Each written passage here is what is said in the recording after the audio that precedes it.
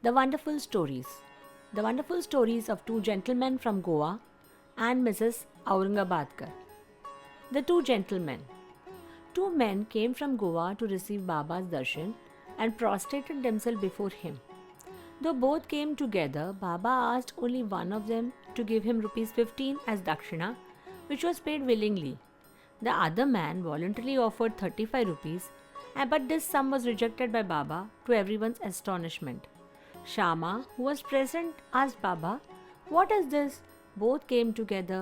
One's dakshina you accept, and the other, though voluntarily paid, you refuse. Why this distinction?" Baba replied, "Shama, you know nothing. I take nothing from anybody. The Masjid Mai, the preceding deity of the masjid, calls for her debt and the donor pays it and becomes free. Have I a home, a property, or a family to look after? I require nothing and am always free. Debt, enmity, and murder have to be atoned for. There is no escaping them." Baba then continued to tell a story in his characteristic way. At first, he was poor and vowed to his God that he would give away his first month's salary if he got hired. He got a job which paid him rupees 15 per month. He steadily got promotions.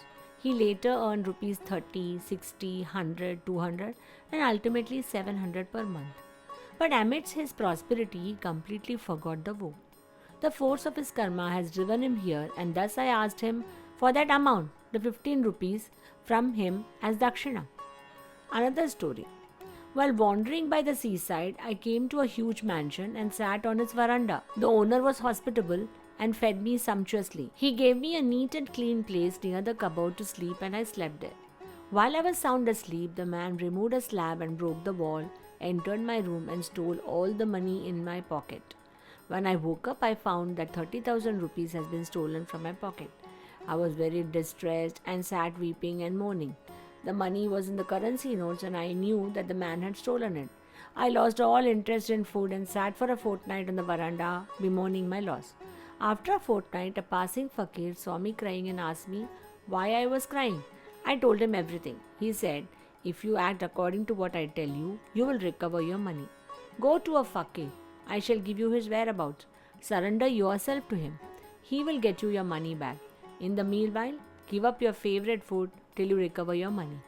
I followed the fakir's advice and got my money back. And then I left the mansion and went to the seashore.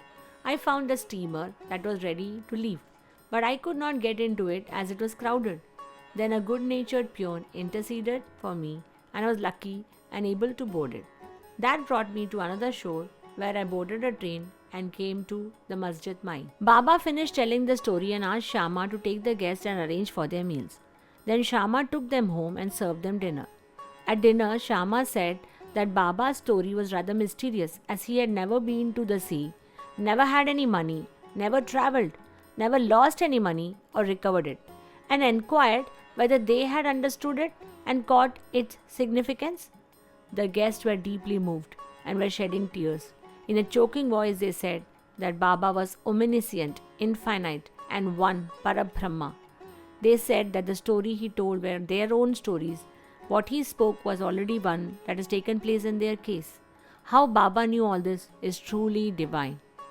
Then after meal, while they were chewing the betel leaves, the guests began to tell their stories. The first one said, "A hill station on the ghats of my native place, I went to Goa to earn living, and I took a vow to God Datta that if I got a job, I would offer him my first month's salary. By his grace, I got a job and got paid 15 rupees and then steadily got promotions as described by Baba. I forgot all about my woe. Baba has just reminded me of it in this way and recovered 15 rupees from me. It is not dakshina as one may think it to be, but repayment of my old debt and fulfillment of my long forgotten woe." Baba never actually begged from anyone or allowed his bhaktas to beg. He regarded money as a danger or a bar to spiritual progress and did not allow his bhaktas to fall into the clutches of the money. Bhagat Malsapati is an example to this. He was very poor and could hardly make both ends meet. Yet Baba never allowed him to make any money or gave him anything from the dakshina collected. Once a kind and liberal merchant named Hansraj gave a large amount of money to Malsapati in Baba's presence, but Baba would not allow him to accept it. Then the second guest began to tell his tale. My cook had been working for me faithfully for 35 years. Unfortunately, he fell into bad ways. His mind changed and he robbed me from my wealth. By removing a slab from the wall of my cupboard, he came in where we were all asleep and stole all my accumulated wealth, 30,000 rupees in currency notes. I do not know how Baba knew the exact amount. I sat crying day and night. My inquiries came to nothing. I spent a fortnight in great anxiety. As I sat on the veranda, sad and dejected, a passing fakir saw my condition and inquired of its cause. I told him all about it. He told me that a great saint named Sai lives in Shirdi. Make a vow to him and give up your food that you like best and tell him that. I have given up eating the food till I receive your darshan, he said. And then I took the vow and gave up eating rice and said, Baba, I will eat it after recovering my property and after receiving your darshan. 15 days after this, my cook of his own accord came to me, returned my money and apologized, saying, I went mad and acted thus. I now place my head at your feet. Please forgive me. Thus everything ended well. The fakir that I met and helped me was not seen again. An intense desire to see Sai Baba arose. I thought that the fakir who came all the way to my house was no other than Sai Baba himself. Would he who saw me and helped me to get my lost money ever covet 35 rupees? On the contrary, without expecting anything from us, he always tries his best to lead us on the path of spiritual progress. I was overjoyed when I recovered my stolen property, and thus being infatuated, I forgot all about my woe. Then when I was in Kolaba one night, I saw Baba in my dreams. This reminded me of my promise and I visited Shirdi. I went to Goa and from there wanted to leave for Shirdi by taking a steamer to Bombay. But when I came to the harbour, I found the steamer was crowded and there was no space in it. The captain would not allow me to board, but on the intersection of a peon, who was a stranger to me, I was allowed to board the steamer which brought me to Bombay. From there I got into a train and came here. I definitely think Baba is all-pervading and omniscient. Who are we and where are our home? Great indeed is our good fortune that Baba helped us get our money back and drew us here to him. You Shirdi folks must be infinitely superior, more fortunate than us, for Baba has played, laughed, talked and lived with you all for so many years. I think that your store of merits must be infinite, for it attracted Baba to Shirdi. Sai is our Datta. He ordered the woe, gave me a seat in the steamer, brought me here and thus gave a proof of his omniscience and omnipotence. Mrs. Aurangabadkar. A lady from Sholapur, Mrs. Aurangabadkar had no children in 27 years of married life. She had made a number of vows to gods and goddesses for a child, but was not successful. She then felt almost hopeless. As a last attempt in this matter, she came to Shirdi with her stepson and stayed there for 2 months and served Baba with devotion. Whenever she went to the masjid, she found it full and found Baba surrounded by his devotees. She wanted to see Baba all alone, fall at his feet and pray that she may have a child. But she was unable to find a suitable opportunity to speak to Baba. Ultimately, she requested Shama to intercede with Baba when he was alone.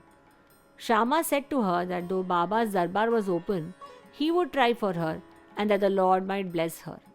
He asked her to wait with a coconut and incense in the open courtyard when Baba was having his meals, and when he beckoned her, she should come up. One day after dinner, Shama was wiping Baba's wet hands with a towel, when the latter pinched Shama on the cheek.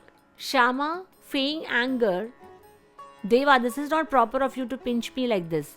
We don't want such a mischievous God who pinches us like this. Are we your dependents? Is this the fruit of our devotion? Baba replied, O Shama, during the 72 generations that you were with me, I have never pinched you till now, and now you resent my touching you? Shama said, we want a God that will always give us kisses and sweets to eat, and we do not want any respect from you. Let our faith be on your feet, always be strong.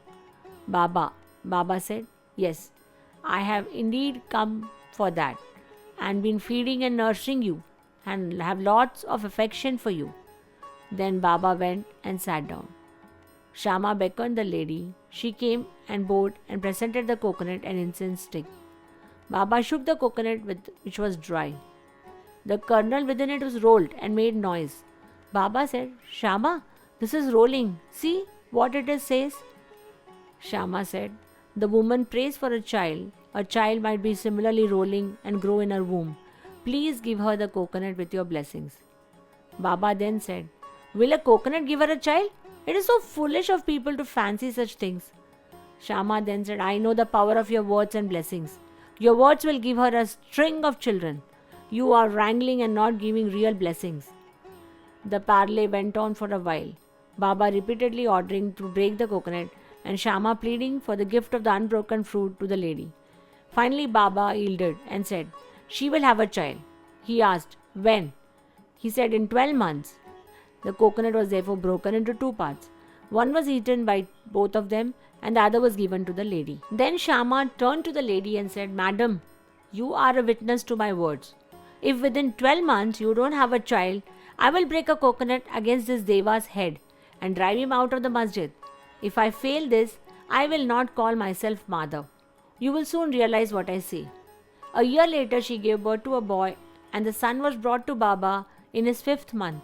Both husband and wife prostrated themselves before Baba and the grateful father, Mr. Aurangabadkar, paid a sum of rupees 500 which was spent on constructing a shed for Baba's horse, Shamakarna.